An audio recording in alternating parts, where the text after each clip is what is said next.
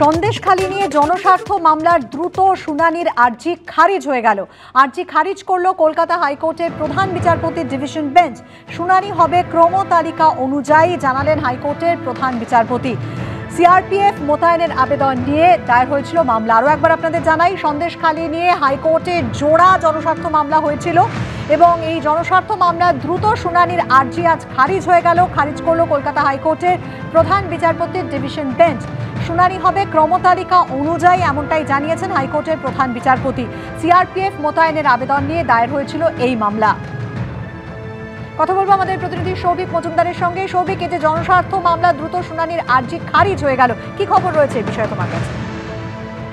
দেখো, কলকাতা হাইকোর্টের যে আইনজীবী এই জনস্বার্থ মামলা দায়ের করেছিলেন সিআরপিএফ মোতায়েন করার আবেদন নিয়ে, তিনি আজকে মহামান্য প্রধান বিচারপতির দৃষ্টি আকর্ষণ করেন এবং বলেন যে ওই এলাকার অর্থাৎ সন্দেশখালীর পরিস্থিতি এই মুহূর্তে ভয়ানক এবং মহিলারা যে অভিযোগ করছেন সেগুলো আরো মারাত্মক অভিযোগ।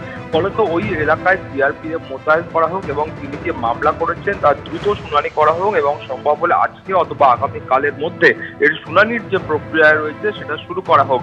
কিন্তু মহামান্য প্রধান বিচারপতির বক্তব্য হলো যে এই মুহূর্তে তিনি প্রয়োজন মনে করছেন না যে এই মামলার দ্রুত শুনানি করার। একেবারে হাইকোর্টের যে ক্রমতালিকা রয়েছে সেই মামলার ক্রমতালিকা অনুযায়ী শুনানি হবে। তার কারণ তিনি জিজ্ঞাসা করেছেন যে আইনজীবী মামলা করেছিলেন তিনি আদৌ ওই এলাকার বাসিন্দা কিনা। ফলত তিনি ওই এলাকার বাসিন্দা নন এবং তিনি ওই এলাকাতে এখনো পর্যন্ত যাননি বা যাওয়ার চেষ্টাও করেননি।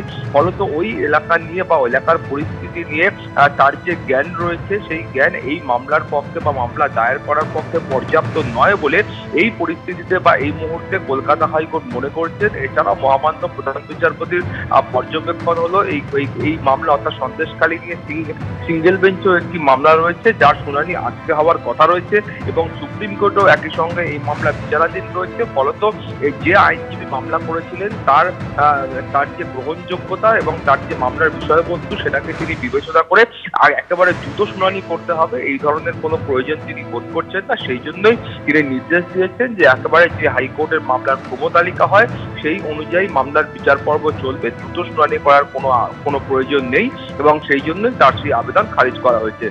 সুমিতা, ধন্যবাদ সৌভিক।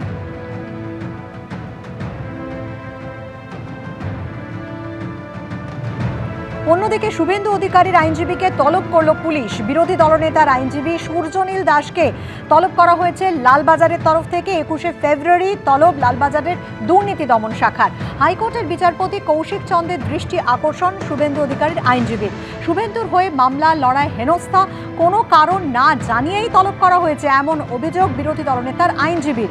মামলা দায়েরের অনুমতি আদালতের, আগামীকাল শুনানি।